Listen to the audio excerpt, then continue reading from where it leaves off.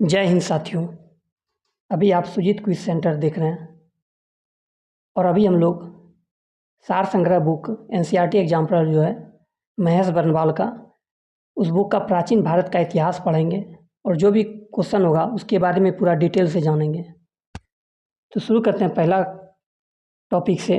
पहला टॉपिक है किसी व्यक्ति, समाज अथवा देश से संबंधित महत्वपूर्ण, विशिष्ट व सार्वजनिक क्षेत्र की घटनाओं व तथ्यों आदि का कालक्रमिक विवरण इतिहास कहलाता है। इतिहास कहलाता है। इतिहास का पिता हेरोडोटस को कहा जाता है। पूछेगा कि इतिहास का पिता किसे कहा जाता है, तो हेरोडोटस को कहा जाता है।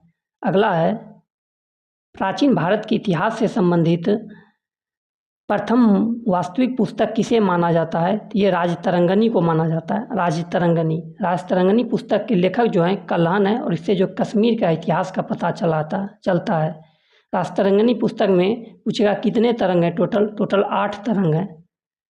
अगला है उत्कीर्ण चिन्ह वाले प्राचीनतम सिक्के को क्या कहलाते हैं। उत्कीर्ण चिन्ह वाले प्राचीनतम सिक्के क्या कहलाते हैं, तो आहत सिक्का कहलाता है। आहत। नेक्स्ट है सिक्कों के अध्ययन को मुद्रा शास्त्र कहा जाता है। यानी सिक्कों का अध्ययन जो है इसको मुद्रा शास्त्र यानी न्यूमिस्मेटिक्स कहा जाता है। सिक्कों के अध्ययन को जो है मुद्रा शास्त्र यानी न्यूमिस्मेटिक्स कहा जाता है।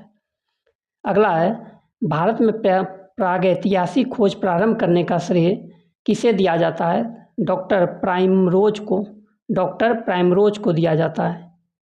फिर यहाँ से बात करेंगे। फिर भारतीय प्रागैतिहासिक अध्ययन से संबंधित प्री हिस्टोरिक इंडिया किसकी कृति है, तो ये हो जाएगा आपका स्टुअर्ट पिगट का है। चीनी यात्रियों ने अपने यात्रा वृत्तांतों में भारत के लिए किस शब्द का प्रयोग किया, इंतु शब्द का प्रयोग किया है। फिर है उत्कीर्ण लेखों के अध्ययन को क्या कहा जाता है, तो अभिलेख शास्त्र। उत्कीर्ण लेखों के अध्ययन को जो है अभिलेख शास्त्र कहा जाता है। इपिग्राफी। लिपियों के विकास के अध्ययन को पुनरालिपि विधा कहा जाता है। पूछ देगा कि लिपियों के विकास के अध्ययन को क्या कहा जाता है, तो पुनरालिपि विधा कहा जाता है। अगला है सर्वप्रथम भारत नाम का उल्लेख किस अभिलेख से प्राप्त हुआ है, तो ये आपका हाथी गुफा अभिलेख से प्राप्त हुआ है। हाथी गुफा अभिलेख से प्राप्त हुआ है। सर्वप्रथम भारत नाम जो प्राप्त हुआ है ये आपका हाथी गुफा अभिलेख से प्राप्त हुआ है। फिर पूछ देगा कि अगला क्वेश्चन है प्राचीन भारत का सर्वप्रथम सुनियोजित इतिहास किसने तैयार किया, V.S.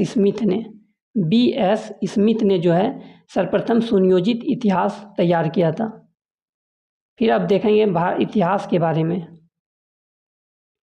इतिहास के बारे में देखेंगे तो इतिहास को 3 भागों में बांटा गया है। प्रागैतिहासिक काल, आदि ऐतिहासिक काल, ऐतिहासिक काल।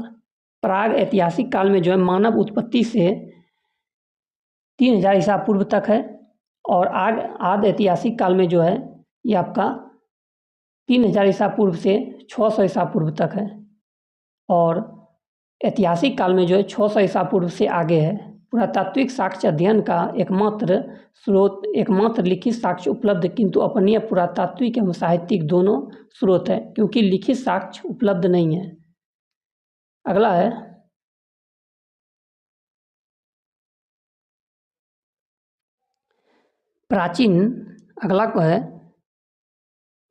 प्राचीन इतिहास को जानने के लिए किन स्रोतों का प्रयोग किया जाता है, तो धार्मिक ग्रंथ, ऐतिहासिक ग्रंथ, पुरातात्विक साक्ष्य तथा विदेशी विवरण।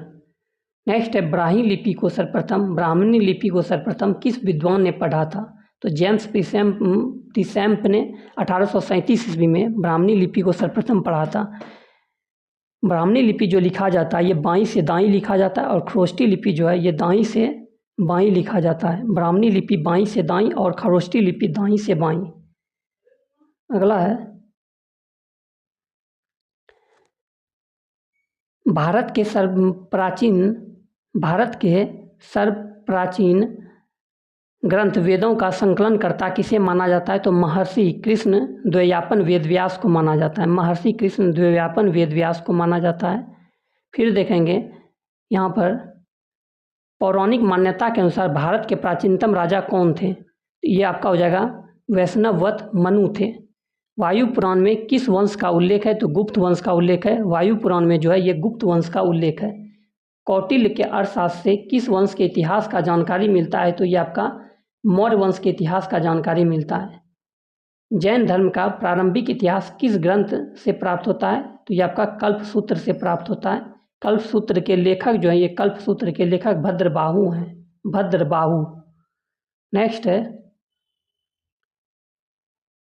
भारतीय पुरातत्व सर्वेक्षण जो सांस्कृतिक मंत्रालय के अंतर्गत एक संलग्न संगठन है, यानी भारतीय पुरातत्व सर्वेक्षण विभाग जो आता है ये सांस्कृतिक मंत्रालय के अंतर्गत आता है। फिर देखेंगे अगला यहाँ से, मत्स्य पुराण किस वंश से संबंधित है? तो ये आपका मत्स्य पुराण जो है ये आंध्र सातवाहन वंश से संबंधित है। मत्स्य पुराण जो है ये आपका आंध्र सातवाहन वंश से संबंधित है। वायु पुराण किस वंश से संबंधित है? तो वायु पुराण जो है ये आपका मौर्य वंश से संबंधित है। फिर अभी एक बताए थे हम कि खरोष्ठी लिपि किस प्रकार लिखी जाती है? खरोष्ठी लिपि जो है ये दाएं से बाएं लिखी जाती है। खरोष्ठी लिपि दाएं से बाएं लिखी जाती है और ब्राह्मी लिपि जो है ये बाएं से दाएं लिखी जाती है। अगला क्वेश्चन है, नारद स्मृति में किस वंश के विषय में जानकारी मिलती है? नारद स्मृति में जो है ये गुप्त वंश से की जानकारी मिलती है। फिर देखेंगे, स्मृति ग्रंथों में सबसे प्राचीन एवं प्रमाणिक पुस्तक कौन सी मानी जाती है? तो ये आपका हो जाएगा मनुस्मृति। मनुस्मृति मानी जाती है। शुंग काल का मानक ग्रंथ किसे कहा जाता है? तो मनुस्मृति को कहा जाता है। स्त्री को पुरुष की अर्धांगिनी किस ग्रंथ में कहा गया है? शतपथ ब्राह्मण में कहा गया है। स्त्री को जो पुरुष की अर्धांगिनी किस ग्रंथ में कहा गया है? तो शतपथ ब्राह्मण में कहा गया है। अगला है, महाभारत का प्रारंभिक उल्लेख आश्वलायन गृह सूत्र में मिलता है। महाभारत का जो है प्रारंभिक उल्लेख किस में मिलता है? आश्वलायन गृह सूत्र में मिलता है। प्रारंभ में इसमें मात्र 8800 श्लोक थे, 8800 श्लोक थे और इनका नाम जय संहिता था। यानी पूछ देगा कि महाभारत का पुराना नाम क्या है? तो जय संहिता है। महाभारत का पुराना नाम जय संहिता है। फिर है, कुछ समय पश्चात यह बढ़कर 24,000 श्लोक हो गया, भारत नाम से प्रसिद्ध हुआ। अंत में 1,00,000 श्लोक होने के कारण इसे सतशास्त्री संहिता या महाभारत कहा जाता है, जाने लगा। यानी महाभारत को जो है सतशास्त्री संहिता के नाम से भी जाना जाता है और महाभारत का पुराना नाम जो है ये जय संहिता है, जय संहिता। नेक्स्ट है,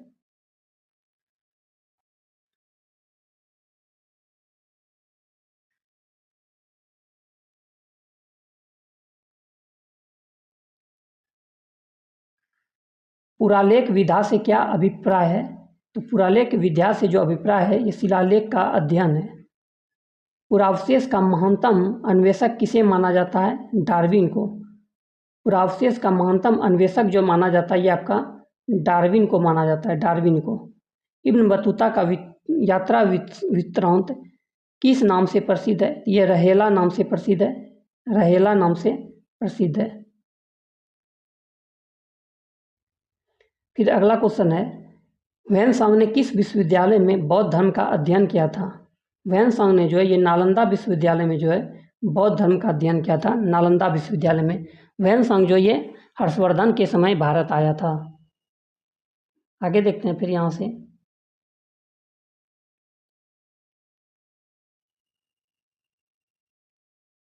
प्रमुख अभिलेख व शासक। प्रमुख अभिलेख व शासक देखेंगे। प्रमुख अभिलेख में देखेंगे हाथी गुफा अभिलेख जो है ये कलिंग नरेश खारवेल से संबंधित है, हाथी गुफा अभिलेख। एहोल अभिलेख जो है ये पुलकेशिन द्वितीय से संबंधित है। नासिक अभिलेख जो है ये गौतमी बलश्री से संबंधित है।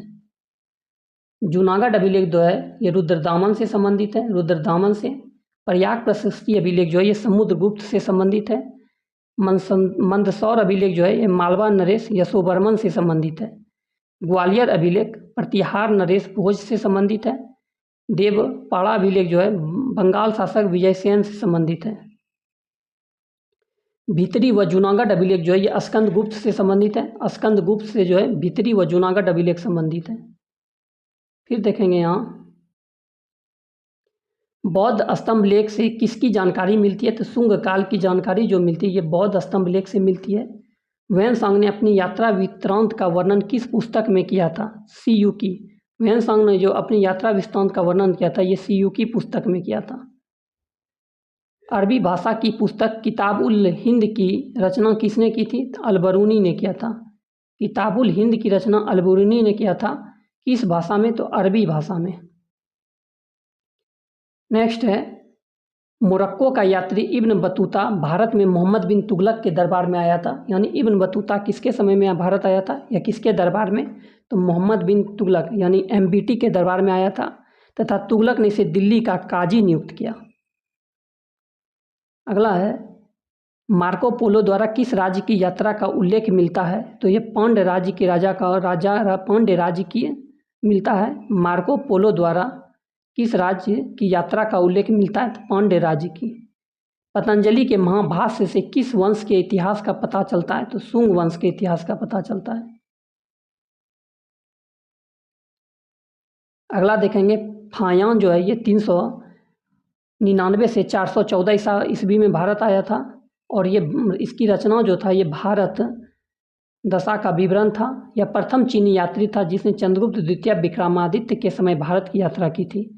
इसने गुप्त काल में वस्तु विनिमय का माध्यम कौड़िया तथा चंद्रगुप्त मौर्य के राज प्रसाद राजमहल को देव निर्मित बताया। तो पूछ देगा, यानी फायान जो था ये इसकी रचनाएं कौन सा है, पुस्तक कौन सा है? तो भारत दशा का विवरण है। भारत दशा का विवरण है।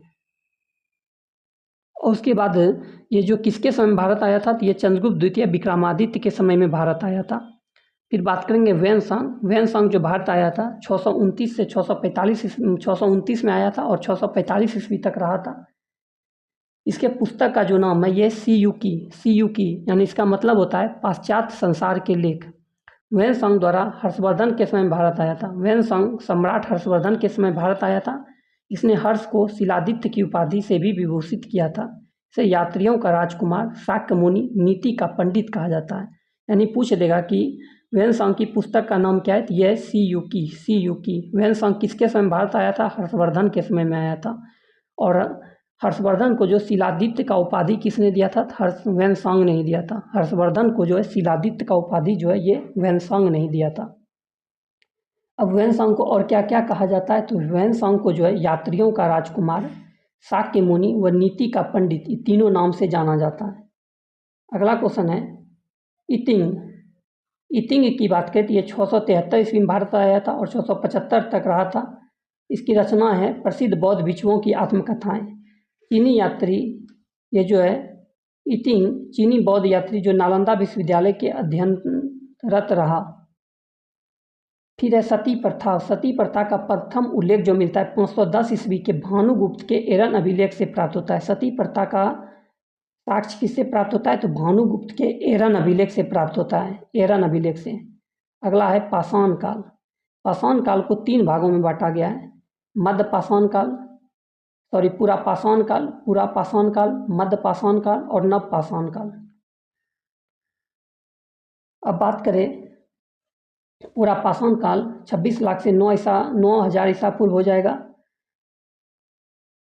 मध्य पाषाण काल 9,000 ईसा पूर्व से 4,000 ईसा पूर्व हो जाएगा और नव पाषाण काल 4,000 ईसा पूर्व से 2,500 ईसा पूर्व हो जाएगा। फिर इसी में इसको 3 तरह से बांट दिया गया है। निम्न पूरा पाषाण काल 26 लाख से 50,000 ईसा पूर्व, मध्य पाषाण काल हो जाएगा 50,000 ईसा पूर्व से 4 लाख ईसा पूर्व, 40,000 ईसा पूर्व, और उच्च पाषाण काल हो जाएगा 40,000 ईसा पूर्व से 9,000 ईसा पूर्व। अगला फिर है पाषाण युगीन अनुसंधान आरंभ करने का श्रेय किसे दिया जाता है? रॉबर्ट ब्रूस फूट को। पाषाण युगीन अनुसंधान आरंभ करने का श्रेय जो है रॉबर्ट ब्रूस फूट को दिया जाता है। मानव इतिहास की प्रारंभिक काल क्या कहलाती है? तो पूरा पाषाण काल कहलाती है। मानव इतिहास की प्रारंभिक काल जो है पूरा पाषाण काल कहलाती है। नेक्स्ट है, और प्राचीन भारत के औजार और अस्त्र शस्त्र बनाने के लिए निवासी किस पदार्थ का प्रयोग करते थे? पत्थर यानी स्टोन का प्रयोग करते थे। प्राचीन भारतीय भौगोलिक मान्यता के अनुसार भारतवर्ष किस द्वीप का अंग था? तो ये जम्बू द्वीप का अंग था। प्राचीन भारतीय भौगोलिक मान्यता के अनुसार भारतवर्ष जो है ये जम्बू द्वीप का अंग था। नेक्स्ट है, सर्वप्रथम मानव सदृश प्राणी जो होमो सैपियंस से प्रजातीय रूप से भिन्न था, उसे सामान्यतः किस रूप से जाना जाता था? उसे जो है पीथैकेंथ्रोपस के नाम से जाना जाता था। नेक्स्ट है, भारत में मानव के सर्वप्रथम साक्ष्य कहाँ से प्राप्त होता है? हथनौड़ा, जो कि नर्मदा घाटी से है। भारत में जो मानव के सर्वप्रथम साक्ष्य प्राप्त होता है, ये आपका हथनौड़ा से प्राप्त होता है, हथनौड़ा से।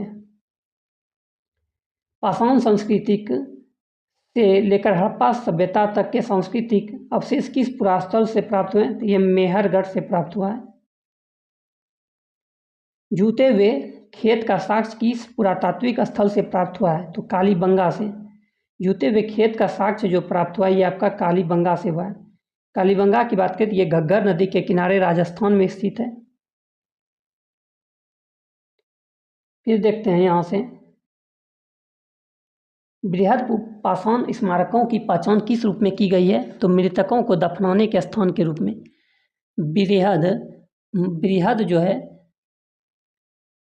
पाषाण स्मारकों की पहचान किस रूप में की गई है? इस मृतकों को दफनाने के स्थान के रूप में। अगला है, प्राचीनतम अस्थायी जीवन के प्रमाण कहाँ से प्राप्त होते हैं? तो मेहरगढ़ से प्राप्त होता है। मनुष्य ने सर्वप्रथम किस धातु का प्रयोग किया था? मनुष्य ने जो है सर्वप्रथम तांबा धातु का प्रयोग किया था। प्रस्तर युग के लोगों के पास प्रथम घरेलू पशु कौन सा था? कुत्ता। अगला क्वेश्चन है, उत्खनित प्रमाणों के अनुसार पशुपालन का प्रारंभ किस काल में माना जाता है? तो मध्य पाषाण काल में माना जाता है। मध्य पाषाण काल में पशुपालन के प्राचीनतम साक्ष्य कहाँ से प्राप्त हुए हैं? तो आदमगढ़ से प्राप्त हुआ है। मानव द्वारा खदानों की कृषि सर्वप्रथम किस काल में प्रारंभ हुई थी? तो नवपाषाण काल में प्रारंभ हुई थी, नवपाषाण काल। नेक्स्ट है, मानव द्वारा प्रयोग किया जाने वाला प्रथम अनाज कौन सा था? तो जौ। मानव द्वारा प्रयोग किया जाने वाला जो प्रथम अनाज था, ये आपका जौ था। बहुत बढ़िया क्वेश्चन है, मानव द्वारा प्रयोग किया जाने वाला प्रथम अनाज कौन सा था? जौ। नेक्स्ट क्वेश्चन है, चाकोलिथिक युग को किस अन्य नाम से जाना जाता है? चाकोलिथिक युग को जो है ताम्रपाषाण युग के नाम से जाना जाता है। आगे, ताम्रपाषाण कालीन स्थल महाराष्ट्र प्राप्त साक्ष्य जो कहाँ से क्या साक्ष्य प्राप्त हुआ है? तो महाराष्ट्र से जो है कच्ची मिट्टी के मकान व गोलाकार गड्ढे वाले मकान के साक्ष्य मिले हैं। महाराष्ट्र से कच्ची मिट्टी के मकान व गोलाकार गड्ढे वाले मकान के साक्ष्य मिले हैं। फिर महाराष्ट्र से ही कलश समाधान तथा कलश के घरों के फर्श के नीचे रखने का प्रमाण सबसे बड़ा ताम्रपाषाणिक स्थल में प्राप्त हुआ है। महाराष्ट्र से ही HD सांकलिनिया द्वारा चित्रित काले मृतभांड के प्रमाण प्राप्त हुए हैं। महाराष्ट्र से पटसन का प्रथम साक्ष्य और लाल तल पर काली डिजाइन वाले चाक निर्मित बर्तन के भी प्रमाण प्राप्त हुए हैं। राजस्थान से जो है काले मृतभांड सफ़ेद रैखिक चित्रों से सजे रहते हैं, ये प्राप्त हुए हैं। फिर अगला देखते हैं, नवपाषाण काल शब्द का प्रयोग सर्वप्रथम 1865 में सर जॉन लुबाक ने किया था। नवपाषाण काल का सर्वप्रथम प्रयोग जो है 1865 ईस्वी में सर जॉन लुबाक ने किया था, सर जॉन लुबाक ने। अगला देखते हैं क्वेश्चन,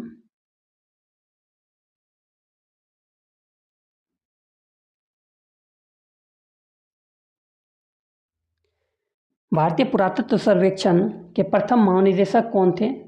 सर जॉन मार्शल थे। भारतीय पुरातत्व सर्वेक्षण के प्रथम महानिदेशक जो है ये सर जॉन मार्शल थे। अगला है, भारतीय पुरातत्व का जनक किसे कहा जाता है? तो अलेक्जेंडर कनिंघम को जो है भारतीय पुरातत्व का जनक कहा जाता है। भारत के किस आरंभिक पुरापाषाण युग के शिलाश्रय से सर्वाधिक चित्र प्राप्त हुए हैं? तो भीमबेटका से प्राप्त हुआ है। भीमबेटका से प्राप्त हुआ है, जो कि भीमबेटका का गुफा जो है ये आपका मध्य प्रदेश में है और इसकी खोज जो हुआ था 1957 से 58 ईस्वी में हुआ था। भीमबेटका गुफा की खोज 1957-58 में हुआ था। नेक्स्ट है, कुंभकारी मिट्टी के बर्तन बनाने की कला का सर्वप्रथम प्रमाण किस युग से प्राप्त हुआ है? तो नवपाषाण काल से प्राप्त हुआ है। पेबल उपकरण किस काल से संबंधित है? पेबल उपकरण जो है ये किस काल से संबंधित है? ये आपका निम्न पुरापाषाण काल से संबंधित है। नेक्स्ट है, ताम्रवती के नाम से कौन सी संस्कृति प्रसिद्ध है? तो आहार संस्कृति प्रसिद्ध है। माइक्रोलिथिक औजार किस काल से संबंधित है? माइक्रोलिथिक औजार जो ये किस काल से संबंधित है? मध्यपाषाण काल से संबंधित है। बेलन घाटी से प्राप्त औजार किस काल से संबंधित है? निम्न पुरापाषाण काल से। मानव की आखेटक और खाद्य संग्राहक की अवस्था किस काल से जुड़ी हुई है? पुरापाषाण काल से जुड़ी हुई है, पुरापाषाण काल से। नेक्स्ट है, ताम्रपाषाण कालिक संस्कृति में महाराष्ट्र के लोग मृतकों को घर के फर्श के नीचे उत्तर दक्षिण दिशा में रखकर दफनाते थे। भारत के 2 सर्वाधिक प्राचीन ज्ञात मध्य पाषाणकालीन स्थल कौन से हैं? महदहा और सराय नायर है। आधुनिक मानव होमो सैपियंस का प्रादुर्भाव कब हुआ? तो उच्च पुरापाषाण काल में हुआ। नेक्स्ट क्वेश्चन है, क्वार्टाजाइट पत्थरों के स्थान पर जैस्पर, चार्ल्ट आदि के पत्थर सर्वप्रथम कब प्रस्तुत हुए? मध्यपाषाण काल से। अग्नि का उपयोग करना मानव ने सर्वप्रथम कब सीखा? तो नवपाषाण काल से। भारत में जीवाश्म का एकमात्र प्रमाण कहाँ मिलता है? शिवालिक पहाड़ी से। भारतीय उपमहाद्वीप में कृषि के प्राचीनतम साक्ष्य किस स्थान से प्राप्त हुए? तो कृषि के प्राचीनतम साक्ष्य जो प्राप्त हुए मेहरगढ़ से। कपास के प्राचीनतम साक्ष्य कहाँ से प्राप्त हुए हैं? तो कपास के प्राचीनतम साक्ष्य जो है ये आपका मेहरगढ़ से प्राप्त हुआ है। कृषि के प्राचीनतम साक्ष्य जो है ये आपका मेहरगढ़ से प्राप्त हुआ है, और कपास का जो प्राचीनतम साक्ष्य है ये भी आपका मेहरगढ़ से भी प्राप्त हुआ है। आगे देखेंगे,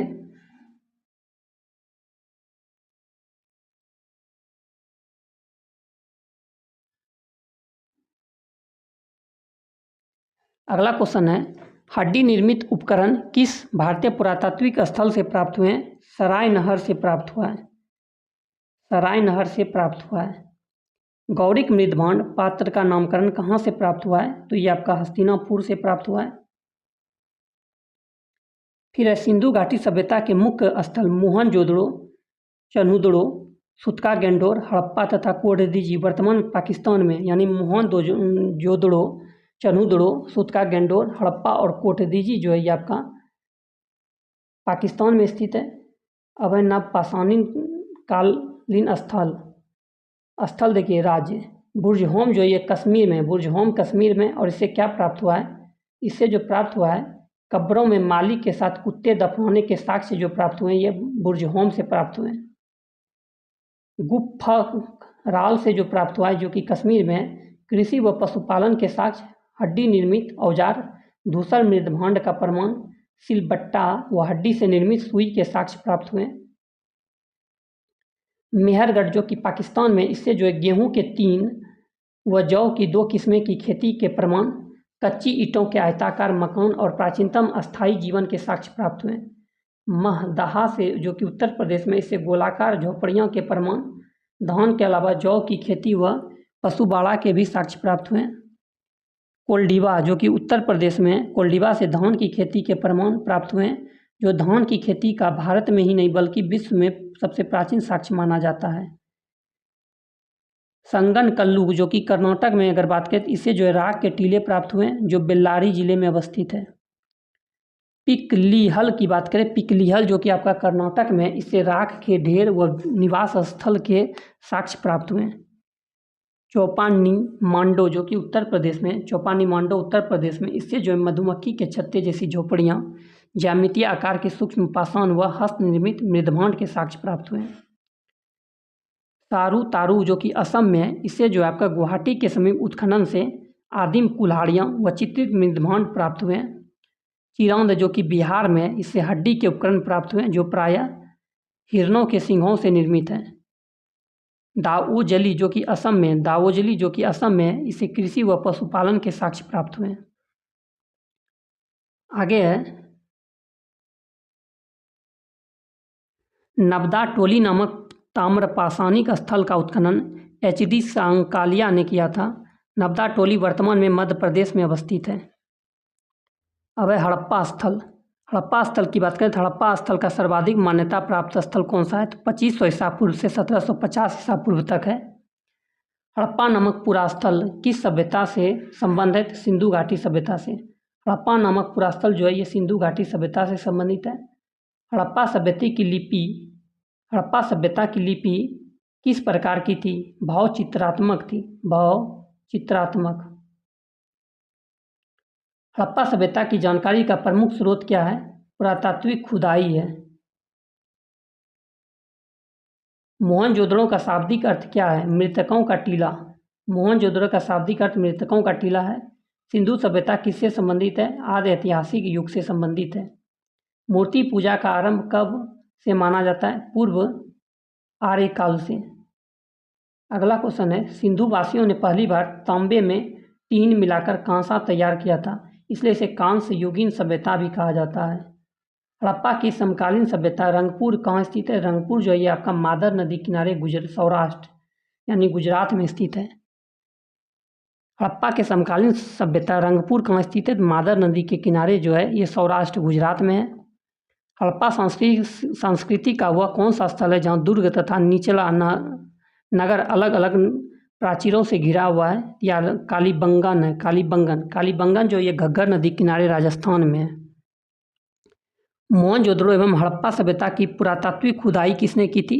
सर जॉन मार्शल ने। हड़प्पा कालीन स्थलों में अभी तक किस धातु की प्राप्ति नहीं हुई है? तो लोहा की जो प्राप्ति नहीं हुई है। सिंधु घाटी के लोग किसकी पूजा करते थे? तो मातृ देवी की पूजा करते थे। उत्खनन प्रमाणों के अनुसार सिंधु सभ्यता का स्थल बनमाली जो है ये रंगोई नदी किनारे है, हरियाणा, घग्गर और इसकी सहायक नदियों के घाटी में स्थित है। धौलावीरा नामक पुरातात्विक स्थल किस राज्य में स्थित है? गुजरात में। धौलावीरा जो है आपका यह गुजरात में लूनी नदी किनारे। हड़प्पा संस्कृति के संदर्भ में शैलकृत स्थापत्य के प्रमाण कहाँ से प्राप्त हुए? धौलावीरा से।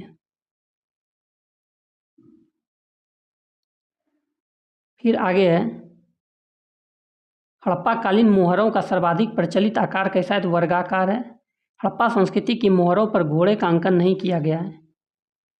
आधुनिक देवनागरी लिपि का प्राचीनतम रूप क्या है? ब्राह्मी लिपि। आधुनिक देवनागरी लिपि का प्राचीनतम रूप क्या है? ब्राह्मी लिपि है। विश्व में सबसे पहले कपास की खेती का आरंभ कहाँ प्रारंभ की गई थी? यह आपका भारत में किया गया था। सिंधु सभ्यता की समकालीन मिस्र की सभ्यता नील नदी के तट पर विकसित है। सिंधु घाटी सभ्यता से संबंधित वृषभ मुद्रा किस पुरातात्विक स्थान से प्राप्त हुई? तो मोहनजोदड़ो से। मृण पट्टिका पर उत्कीर्ण सिंह युक्त देवता की मुहर कहाँ से प्राप्त हुई है? कालीबंगन से प्राप्त हुई है। कालीबंगन जो घग्गर नदी किनारे राजस्थान में है। लेखन कला की प्रणाली विकसित करने वाला प्रथम प्राचीन सभ्यता सुमेरियन सभ्यता थी। सिंधु घाटी सभ्यता गैर आर्य सभ्यता थी क्योंकि यह नगरीय सभ्यता थी, जबकि आर्य सभ्यता मुख्यतः कृषि पर आश्रित थी। सिंधु घाटी सभ्यता को आर्यों से पूर्व की सभ्यता रखे जाने का महत्वपूर्ण कारक क्या था? मृदभांड था। भारत में किस प्रकार के मृदभांड द्वितीय नगरीकरण के प्रारंभ के प्रतीक माने जाते हैं? तो उत्तरी काले पॉलिशकृत मृदभांड। भारत में चांदी की उपलब्धता के प्राचीनतम साक्ष्य किस सभ्यता से मिले हैं? हड़प्पा सभ्यता से। हड़प्पा काल की मुद्राओं के निर्माण में मुख्यतः किस धातु का उपयोग किया गया है? सेल खड़ी का किया गया है। अब देखिए हड़प्पा सभ्यता की सीमा की बात करें तो हड़प्पा सभ्यता के पूरब में जो है आलमगीर है। पूरब में जो है आलमगीर है हिंडन नदी के किनारे उत्तर प्रदेश में। पश्चिमी में सूतका गेंडोर है।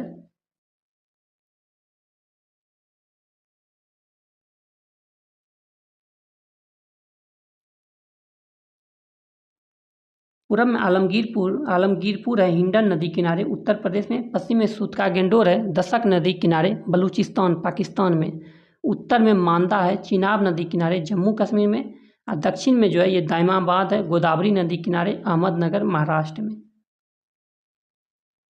आगे देखिए यहाँ पे दिया है लोथल को लघु हड़प्पा या लघु मोहनजोदड़ो भी कहा जाता है। पूछ देगा किसे जो है लघु हड़प्पा या लघु मोहनजोदड़ो कहा जाता है? तो लोथल को कहा जाता है। लोथल जो है ये भोगवा नदी किनारे गुजरात में है। इसके पूर्वी भाग में एक कोदीवाड़ा का साक्ष्य मिला है। लोथल के पूर्वी भाग में गोदीवाड़ा का साक्ष्य मिला, यानी पूछ देगा कि गोदीवाड़ा का साक्ष्य कहाँ से प्राप्त हुआ है, तो लोथल से। फिर आगे बात करेंगे हड़प्पा सभ्यता के बारे में। हड़प्पा कालीन स्थल महत्वपूर्ण तथ्य है। हड़प्पा जो कि मोंटगोमरी जिला पाकिस्तान में है, इसके उत्खनन करता है दयाराम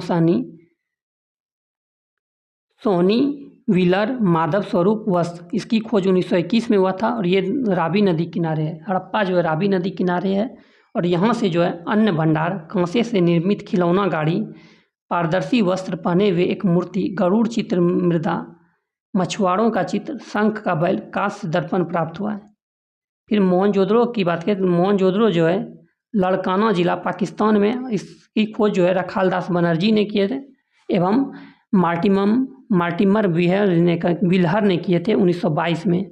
ये सिंधु नदी किनारे है और यहाँ से जो है विशाल स्नानागार, पुरोहितों का आवास, महाविद्यालय, 16 मकानों का बैरक, कांस्य निर्मित नग्न महिला मूर्ति, दाढ़ी वाले पुजारी की मूर्ति, चमकते हुए बंदर का चित्र, एक श्रृंगी पशुओं वाली मुद्राएं प्राप्त हुई है। लोथल की बात करें तो लोथल जो है ये भोगवा नदी किनारे अहमदनगर जिला गुजरात में स्थित है। इसकी खोज रंगनाथ राव ने किए थे। ये जो इसकी खोज जो 1955 एवं 1962 में हुआ था और ये भोगवा नदी किनारे है। यहाँ से जो है गोदीवाड़ा जो है लोथल से प्राप्त हुआ है। वृत्ताकार तथा चौकर अग्नि वेदिका, हाथी के दांत, चावल व बाजरे पर 2 मुँहे राक्षस का अंकन, फारस की मुहर, घोड़े की मूर्ति, मृमूर्ति, 3 युग्मित समाधियाँ, चालाक लोमड़ी का चिन्ह, यानी लोथल से जो है गोदीवाड़ा मिला है, 3 युग्मित समाधियाँ मिला है, चालाक लोमड़ी का चिन्ह मिला है।